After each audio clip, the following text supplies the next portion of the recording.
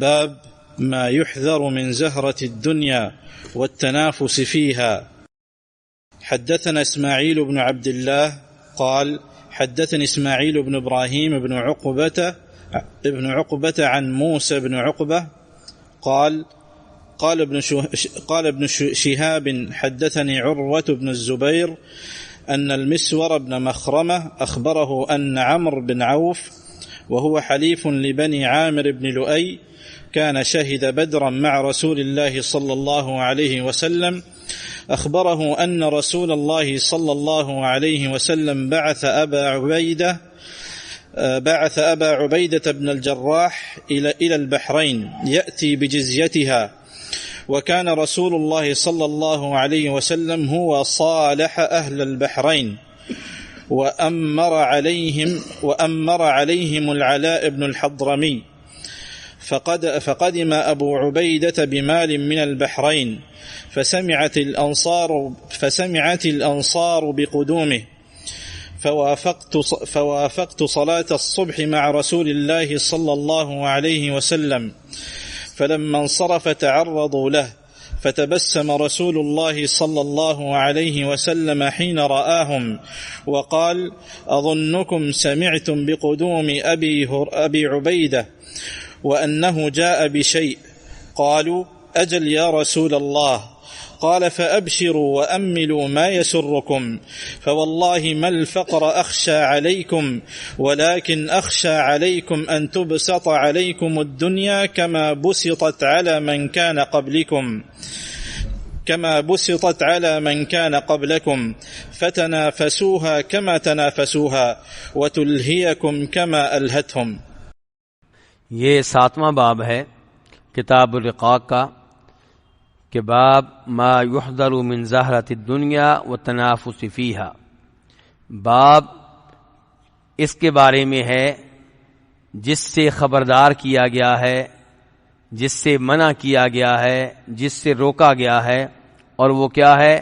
زہرۃ الدنیا، دنیا کی چمک دمک، دنیا کی بہاریں، ان کو اختیار کرنے سے روکا گیا ہے، والتنافس فیہا، اور اس معاملے میں باہمی مقابلہ کرنے سے بھی روکا گیا ہے کہ میں نے دنیا کے معاملے میں فلاں آدمی سے آگے نکلنا ہے، اس سے زیادہ مال جمع کرنا ہے، اس سے زیادہ اونچی بلڈنگ بنانی ہے، اس سے زیادہ اچھی گاڑی لینی ہے، یہ دنیا کی چمک دمک میں مقابلہ کرنا وغیرہ، یہ وہ چیزیں ہیں جس سے روکا گیا ہے۔ امام بخاری نے یہ حدیث کس سے لی ہے؟ اسماعیل بن عبداللہ بن ابی اویس سے۔ اسماعیل بن عبداللہ بن ابی اویس، اس کا کوئی اور تعارف جانتے ہیں آپ لوگ؟ اس راوی کا کوئی اور تعارف؟ یہ امام مالک رحمہ اللہ کے بانجے بھی ہیں، داماد بھی ہیں۔ امام مالک رحمہ اللہ کے بانجے بھی ہیں اور داماد بھی ہیں۔ اور وہ کس سے روایت کرتے ہیں؟ اسماعیل بن ابراہیم بن عقبہ سے۔ اور اسماعیل بن ابراہیم بن عقبہ کس سے روایت کر رہے ہیں؟ موسیٰ بن عقبہ سے۔ دونوں کی آپس میں رشتہ داری پہچانیں، کیا رشتہ داری بن رہی ہے دونوں کی؟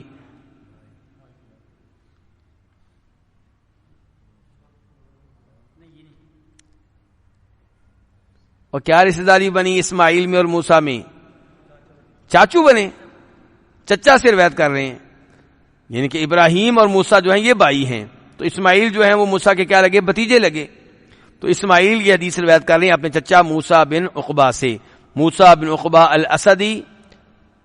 اور وہ کہتے ہیں کہ قال ابن شہاب الزہری نے کہا کہ حدثنی عروۃ بن زبیر، مجھے یہ حدیث بتائی عروہ بن زبیر نے کہ مسور بن مخرمہ نے اخبرہ، انہیں بتایا۔ کن کو بتایا؟ کس کو بتایا؟ عروہ بن زبیر کو۔ عروہ بن زبیر کہہ رہے ہیں کہ مسور بن مخرمہ نے انہیں بتایا، ان کے عروہ کو بتایا۔ کیا بتایا؟ کہ عمر بن عوف تک، دیکھیں اب راوی گنے کتنے ہو گئے؟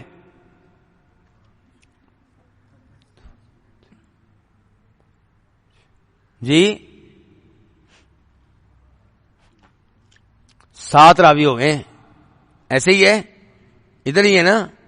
7 راوی ہو گئے ہیں. پہلے کون تھے؟ اسماعیل بن عبداللہ، دوسرے اسماعیل بن، اور تیسرے موسیٰ بن، چوتھے ابن شہاب، پانچویں عروہ بن، چھٹے مسور بن، ساتویں عمر بن اوف. کتنے راوی ہو گئے؟ 7. اچھا اس میں ایک بات تو آپ یہ نوٹ کریں کہ یہ سارے کے سارے راوی مدینہ کے ہیں. تو کہتے ہیں یہ سند کون سی ہے؟ یہ سند مدنی سند ہے. کیا کہیں گے؟ مدنی سند ہے کہ سارے کے سارے راوی کہاں کے ہیں؟ مدینہ کے ہیں.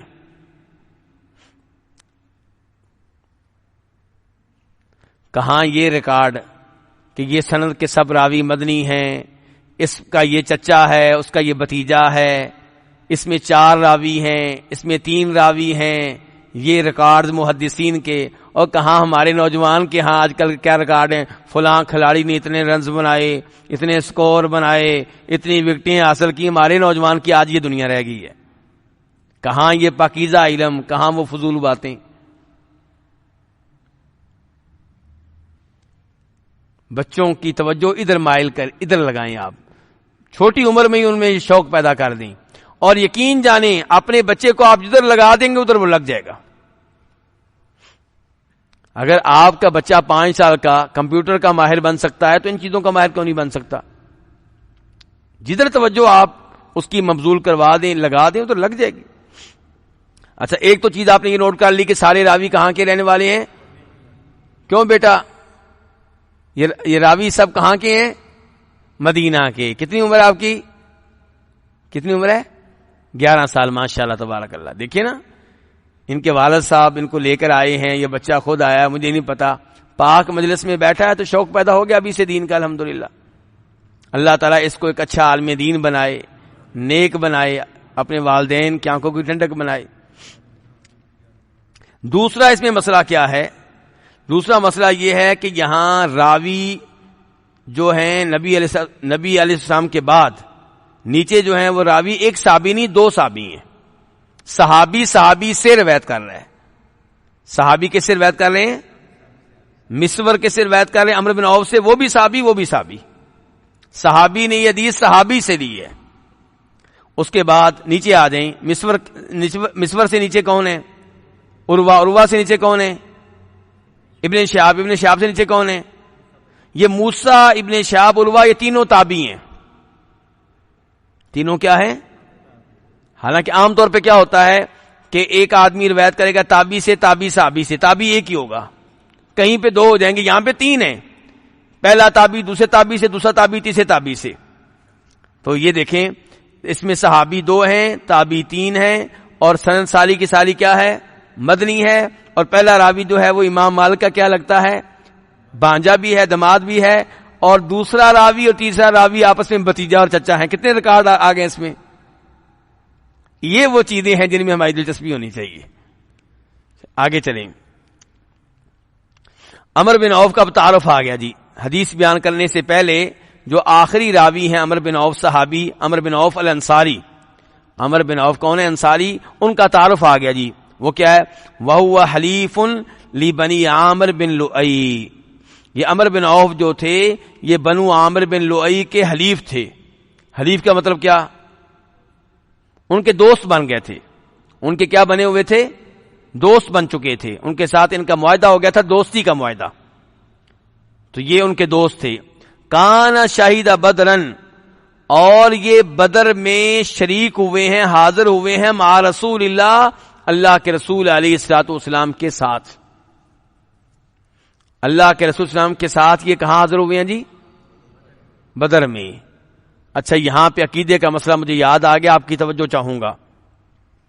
یہ اللہ کے رسول کے ساتھ بدر کی لڑائی میں شریک ہوئے ہیں، یہ بتانے کے لیے راوی نے لفظ کون سا استعمال کیا؟ معا کا.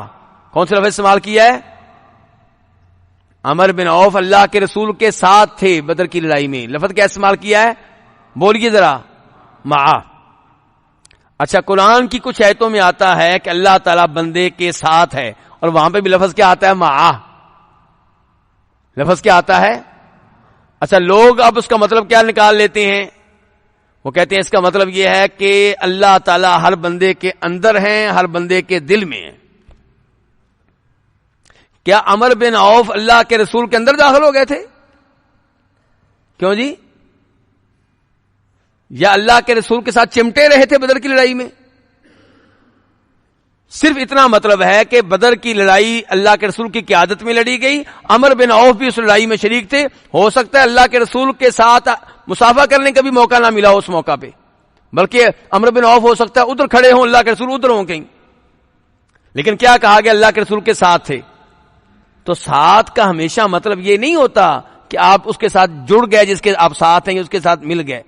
میں یہاں سے فون کرتا ہوں آپ نے کسی دوست کو جس کا کسی اور سے جھگڑا چل رہا ہے، مقابلہ کرو میں تمہارے ساتھ ہوں، کیا مطلب ہے؟ تمہاری مدد کروں گا. اس کا یہ مطلب تھوڑا ہے کہ میں تمہارے اندر داخل ہو جاؤں گا. تو جن آیتوں میں یہ آتا ہے کہ اللہ تعالیٰ بندے کے ساتھ ہے، اس کا مطلب یہ نہیں ہوتا کہ اللہ تعالیٰ بندے کے دل کے اندر ہے. تو اللہ تعالیٰ پھر کہاں ہے؟ ذرا آپ کی توجہ چاہوں گا. اللہ تعالیٰ کہاں ہے؟ اللہ اوپر ہے، عرش سے اوپر ہے. یہ عقیدہ صحیح نہیں ہے کہ اللہ تعالیٰ ہر بندے کے دل میں ہے، یہ عقیدہ درست نہیں ہے. اور جن آیتوں میں آیا اللہ تعالیٰ تمہارے ساتھ ہے، تو وہ آیتیں دو طرح کی ہیں. میں آپ کی توجہ چاہتا ہوں، جن آیتوں میں آتا ہے کہ اللہ تعالیٰ تمہارے ساتھ ہے، بندوں کے ساتھ ہے، وہ آیتیں دو طرح کی ہیں. کیا کہہ رہا ہوں؟ دو طرح کی ہیں. کچھ آیتوں میں اللہ کی خصوصی معیت کا تذکرہ ہوتا ہے، اور کچھ آیتوں میں اللہ کی عام معیت کا تذکرہ ہوتا ہے. معیت کا معنی کیا ہے؟ ساتھ ہونا. معیت کا معنی کیا ہے؟ بولیے ذرا پلیز. معیت کا معنی ساتھ ہونا. تو جن آیتوں میں آتا ہے کہ اللہ تعالیٰ بندے کے ساتھ ہے، ان آیتوں میں کبھی ہوتی ہے معیت خاص اور کبھی ہوتی ہے معیت عام. جب ابو بکر صدیق رضی اللہ عنہ سے اللہ کے رسول کہیں لا تحزن ان اللہ معنا، ابو بکر غم نہ کرو اللہ ہمارے ساتھ ہے، تو یہاں پہ کون سی معیت ہے؟ عام کے خاص؟ یہاں اللہ کی خاص معیت ہے. یہ نہیں کہ اللہ کے رسول کہہ رہے ہیں ابو بکر غم نہ کرو اللہ ہمارے ساتھ ہے. کیا مطلب؟ اللہ ہمارے ساتھ ہے، ان کے ساتھ نہیں ہے. تو یہ ہمارے ساتھ ہے، ان کے ساتھ نہیں. یہ کون سی معیت ہے؟ خاص معیت. اور خاص معیت کا مطلب ہوتا ہے اللہ کی مدد. اللہ جس یعنی کہ اللہ ابو بکر صدیق کے ساتھ ہے، اللہ کے رسول کے ساتھ ہے اللہ، یعنی کہ مدد کرنے کے لحاظ سے، تائید کے لحاظ سے، حفاظت کرنے کے لحاظ سے، نصرت کے لحاظ سے. اور ایک ہوتا ہے اللہ کی عام معیت، اور وہ ہر ایک کے ساتھ ہے، وہ کافروں کے ساتھ بھی ہے. اللہ تعالیٰ ہر ایک کے ساتھ ہے. کیا مطلب؟ ہر ایک کو اللہ جانتا ہے، علم کے لحاظ سے اللہ ہر ایک کے ساتھ ہے. اللہ ہر ایک کے ساتھ ہے یعنی کہ ہر ایک کی آواز کو سن رہا ہے، سننے کے لحاظ سے اللہ تعالیٰ ہر ایک کے ساتھ ہے. اللہ تعالیٰ ہر ایک کے ساتھ ہے یعنی کہ ہر ایک کو اللہ تعالیٰ دیکھ رہا ہے، دیکھنے کے لحاظ سے ہر ایک کے ساتھ ہے. تو یہ ہے اللہ کی عام معیت. تو عام معیت کے اعتبار سے اللہ تعالیٰ ہر ایک کے، بولیے، ہر ایک کے ساتھ ہے. اور خصوصی معیت کے لحاظ سے اللہ تعالیٰ اپنے خاص بندوں کے ساتھ ہے. اللہ کی خاص معیت خاص بندوں کے ساتھ، اور اللہ تعالیٰ کی عام معیت ہر ایک کے ساتھ. واضح مسئلہ. مثال کے طور پہ اللہ تعالیٰ کہتے ہیں سورہ مجادلہ میں ما یکون من نجوى ثلاثۃ الا هو رابعهم ولا خمسۃ الا هو سادسهم. سرگوشی کرنے والے 3 ہوں، چوتھا ان کے ساتھ اللہ ہوتا ہے. سرگوشی کرنے والے 5 ہوں، چھٹا ان کے ساتھ اللہ ہوتا ہے. آگے اللہ نے کہا بلکہ اللہ ہر ایک کے ساتھ ہوتا ہے، اینما کانوا. تو اللہ ہر ایک کے ساتھ ہوتا ہے. کون سی معیت ہوئی؟ عام معیت. اور اللہ تعالیٰ مومنوں کے ساتھ ہے. کون سی معیت ہوئی؟ خاص معیت.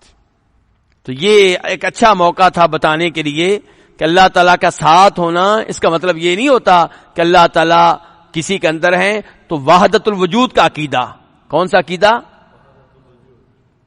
کہ اللہ اور مخلوق ایک ہو گئے، یہ عقیدہ غلط ہے. اللہ اور مخلوق ایک ہو گئے، یہ عقیدہ کیا ہے؟ غلط ہے، یہ درست نہیں ہے. چلیں جی اب دیکھیں.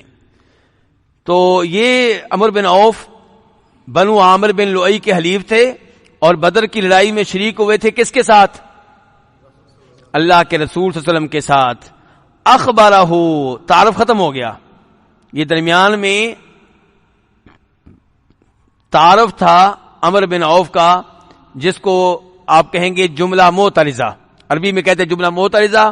آپ آسانی کے لیے کہہ لیں کہ یہ وہ چیز ہے جو 2 بریکٹوں کے درمیان ہوتی ہے، بریکٹ کے درمیان جو ہوتی ہے نا، یہ وہ چیز تھی. اب پیچھے سے بات یوں ہوگی کہ ان عمرو بن عوف اخبرہ، عمرو بن عوف نے اخبرہ اس کو بتایا، کس کو بتایا؟ مسور بن مخرمہ کو بتایا. کس کو بتایا؟ سمجھ رہے ہیں آپ لوگ میرے ساتھ ہی ہیں نا؟ مسور بن مخرمہ کو بتایا. بتانے والے کون ہیں؟ عمرو بن عوف. کس کو بتا رہے ہیں؟ مسور بن مخرمہ کو بتا رہے ہیں. کیا کہتے ہیں کہ ان رسول اللہ صلی اللہ علیہ وسلم بعث ابا عبیدہ بن الجراح، کہ رسول اللہ صلی اللہ علیہ وسلم نے بھیجا ابو عبیدہ بن جراح کو بحرین کی طرف، یاتی بجزیتھا، کہ وہ بحرین کا جزیہ لے کر آئیں، بحرین والوں کے اوپر جو ٹیکس نافذ کیا مسلمانوں نے وہ لے کر آئیں. اچھا جی، یہاں پہ پہلا مسئلہ یہ کہ ابو عبیدہ بن جراح کون ہے جی؟ امین الامہ. اور کو تعارف ان کا؟ عشرہ مبشرہ میں سے، یہ ان 10 صحابہ کے نام میں سے ایک ہیں جن کو دنیا میں آپ نے ایک ہی جگہ بیٹھ کے جنت کی خوشخبری دی تھی، اور ان کو امین الامہ بھی کہا گیا ہے کہ امت میں بہت بڑے امین امانت دار آدمی. تو ان کو آپ نے بھیجا تھا بحرین جائیں، اور وہاں مسلمانوں کے مابین اور بحرین والوں کے مابین معاہدہ ہوا تھا کہ بحرین کے لوگ جو ہیں وہ ٹیکس ادا کریں گے، اور مسلمان جو ہیں ان کی حفاظت کریں گے، اور انہیں کچھ نہیں کہیں گے، انہیں کوئی نقصان نہیں پہنچائیں گے، بلکہ ان کی حفاظت کریں گے اگر کوئی ان کے اوپر حملہ کرے. تو اس کی وجہ سے ان کے اوپر ٹیکس نافذ کیا گیا تھا. ابو عبیدہ بن جراح کو آپ نے بھیجا تھا کہ جاؤ یہ ٹیکس لے کر آؤ. وکان رسول اللہ صلی اللہ علیہ وسلم ہوا صالح اہل البحرین. اچھا، یہاں پہ یہ بھی بات کرنا چاہوں گا کہ کچھ لوگ جن کی دینی بنیاد اتنی مضبوط نہیں ہوتی وہ پریشان ہو جاتے ہیں. اچھا، مسلمان کافروں سے جزیہ لیتے رہے، ٹیکس لیتے رہے، کیوں جی؟ یہ کوئی انصاف تو نہیں ہے، سب کو برابر حقوق ملنے چاہیے. یہ نعرہ لگانے سے پہلے میری آپ سے درخواست ہے کہ آپ اپنے گھر کا ایک فلور کسی کو کرائے پہ دے دیں اور کرایہ نہ لیں. کیوں جی ایسا کریں گے آپ؟ جیسے آپ کو حق حاصل ہے کہ آپ اس مکان میں رہیں، کسی اور کو بھی حق حاصل ہے جی کسی اور کو. کیوں؟ کیونکہ مکان میرا ہے. آپ کیا کہیں گے؟ مکان میرا ہے، میرے مکان میں جو رہے گا اس کو کرایہ دینا پڑے گا. اور اللہ کی زمین پہ رہو، اللہ کا رزق کھاؤ، اور اللہ کا دین بھی نہ مانو تو ٹیکس بھی نہ پڑے تمہارے اوپر. تو یہ چیزیں ذہن میں رکھنی چاہیے. آج کا نوجوان تیزی سے ملحد بن رہا ہے، اللہ کا منکر بن رہا ہے، مسلمان بچے، کیونکہ ہمارے بچے 15 سال کے 14 سال کے دینی بنیادیں مضبوط نہیں ہوتی، اور جن یونیورسٹیوں میں پڑھتے ہیں وہاں ایسی باتیں صبح و شام کی جاتی ہیں، حتیٰ کہ ہمارا بچہ دین سے متنفر ہو جاتا ہے اور ایک دن دین اسلام کو خدا حافظ کہہ بیٹھتا ہے.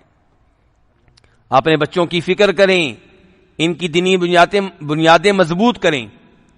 تو یہ ٹیکس نافذ کیا تھا مسلمانوں نے بحرین والوں کے اوپر، اور ابو عبیدہ بن جراح کو بھیجا گیا، وہ لے کر آئے. وکان رسول اللہ صلی اللہ علیہ وسلم ہوا صالح اہل البحرین.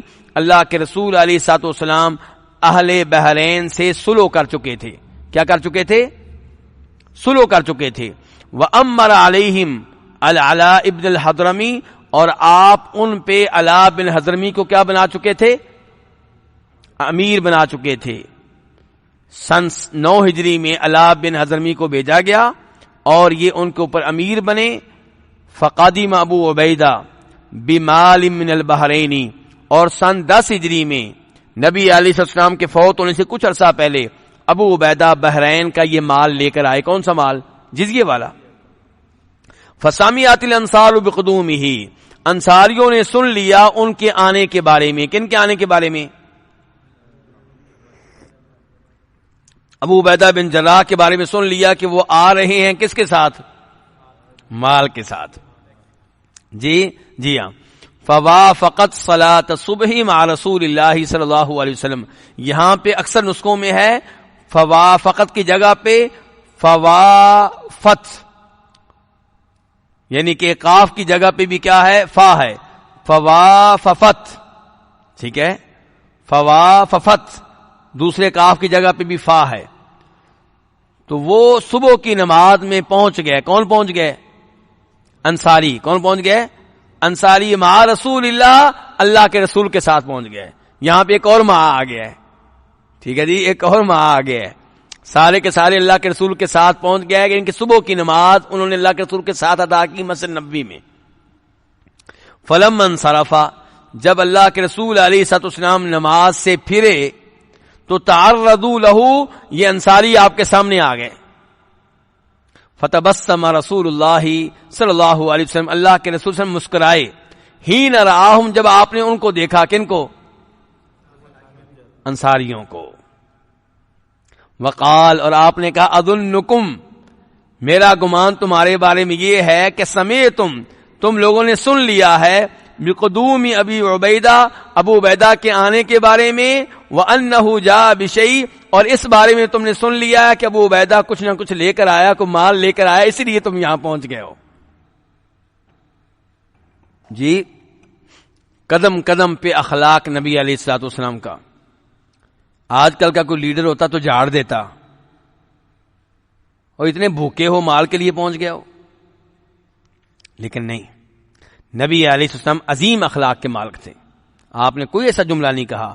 اور پھر آپ جانتے تھے کہ صحابہ کرام کے حالات کتنے خراب ہیں مالی لحاظ سے، اور جانتے تھے کہ کتنی کتنی قربانیاں دی ہیں ان لوگوں نے. یہ وہی لوگ ہیں نا انصاری جنہوں نے مہاجروں سے کہا تھا میرا آدھا گھر تم لے لو، آدھا میرے لیے، میری 2 بیویاں ہیں، ایک کو طلاق دیتا ہوں، تم شادی کر لو، دوسری میں رکھ لیتا ہوں. یہ وہ عظیم لوگ ہیں، یہ وہ عظیم لوگ ہیں. تو وہ سامنے آج آئے ہیں، تو نبی علیہ السلام ان کو دیکھ کے مسکرائے ہیں. اور آپ نے کہا کہ لگتا ہے کہ تمہیں ابو عبیدہ کی آمد کے بارے میں پتہ چل چکا ہے، اور اس بارے میں پتہ چل چکا ہے کہ وہ مال لے کر آئے ہیں. قالوا اجل یا رسول اللہ، انہوں نے کہا جی ہاں اللہ کے رسول یہی بات ہے. قال، آپ نے کہا فابشروا، خوش ہو جاؤ. واملوا ما یسرکم، اور وہ امید رکھو جو امید، اور اس چیز کی امید رکھو جو تمہیں خوش کر دے گی. یعنی کہ امید لگاؤ، ملے گا تمہیں حصہ، وہ امید لگاؤ جس میں تمہارے لیے خوشی ہے، جس میں تمہارے لیے مسرت ہے. فواللہ، اللہ کی قسم، مل فقر اخشى علیکم، مجھے تمہارے بارے میں فقر و فاقے کا کوئی خطرہ نہیں ہے. آج مسلمان پریشان ہیں مسلمانوں کی غربت کے لحاظ سے. آج ہمارے لیڈر میٹنگ کرتے ہیں، ہمارے بڑے میٹنگ کرتے ہیں، ہمارے سائنسدان، ہمارے سیاستدان، ہمارے انجینئرز جمع ہوتے ہیں، سوچتے ہیں مسلمانوں کے بارے میں کہ مسلمان ہر جگہ غریب ہے، ٹینشن لیتے ہیں. اس کی لینی چاہیے مسلمانوں کی ٹینشن، اچھی بات ہے، لیکن اس سے کہیں زیادہ ٹینشن لینی چاہیے مسلمانوں کے دین کی. آپ کی میٹنگ ہوتی ہے مسلمانوں کی غربت کے بارے میں، آپ کی میٹنگ کیوں نہیں ہوتی مسلمانوں کے دین کے بارے میں کہ شرک میں کیوں واقع ہو گئے، بدعات میں کیوں واقع ہو گئے، یہ جہنم کی طرف کیوں جا رہے ہیں، ان کو جنت کی راہ پہ کیسے لگانا ہے. یہ دیکھیے اللہ کے رسول کیا کہہ رہے ہیں، کہہ رہے ہیں فواللہ ما الفقر اخشى علیکم، اللہ کی قسم مجھے تمہارے بارے میں فقر و فاقے کا، مسکینی کا کوئی خطرہ نہیں ہے.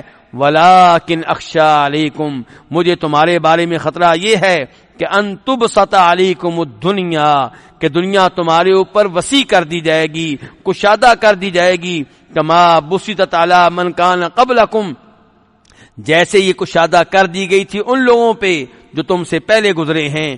فتنافسوها کما تنافسوها، مجھے خطرہ یہ ہے کہ تم دنیا کے معاملے میں ایک دوسرے سے مقابلہ کرو گے، ایک دوسرے سے آگے بڑھنے کی حرص رکھو گے، کوشش کرو گے. کما تنافسوها، جیسے یہ کام ان لوگوں نے کیا تھا جو تم سے پہلے تھے. وتلہیکم، مجھے خطرہ یہ ہے کہ یہ دنیا تم کو ایسے ہی آخرت سے غافل کر دے گی. کما الہتہم، جیسے اس دنیا نے ان کو آخرت سے غافل کر دیا تھا. تو میٹنگ پھر کس بارے میں ہونی چاہیے؟ میٹنگ اس بارے میں ہونی چاہیے کہ دنیا مسلمانوں کو خراب کر رہی ہے. ہاں میٹنگ آپ یہ کریں کہ بھئی زکوٰۃ لوگ نہیں دیتے، زکوٰۃ لینی چاہیے اور مسلمانوں کے غریبوں کو ملے، تاکہ زکوٰۃ دینے والوں کی جنت بن جائے، جہنم کی آگ سے بچ جائیں، اور جو غریب لوگ ہیں ان کو اتنا مال مل جائے کہ ان کو کسی سے مانگنا نہ پڑے. اس بارے میں میٹنگ کیجیے، بڑی اچھی بات ہے.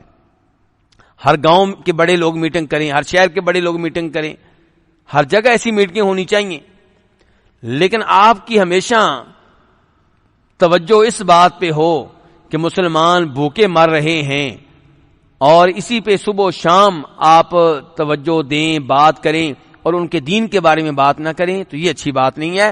ربنا آتنا فی الدنیا حسنہ وفی الآخرۃ حسنہ وقنا عذاب النار. مسلمانوں کی دنیا کے بارے میں بھی سوچیں اور ان کی آخرت کے بارے میں بھی سوچیں، اس کی بھی فکر کریں، بلکہ آخرت کی فکر زیادہ ہونی چاہیے.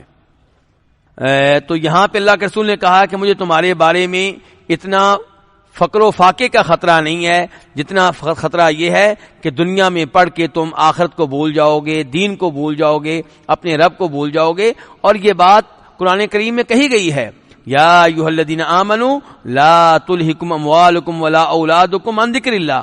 اے ایمان والو، دھیان سے، توجہ سے، کہیں تمہارا مال تمہیں غافل نہ کر دے، تمہاری اولاد تمہیں غافل نہ کر دے. کس سے؟ اللہ کے ذکر سے، اللہ کے قرآن سے، اللہ کی نماز سے، اللہ کے کلام کی تلاوت سے. یہ چیزیں کہیں تمہیں غافل نہ کر دیں. اور یہی کچھ وارننگ یہاں پہ دی ہے نبی صلی اللہ علیہ وسلم نے.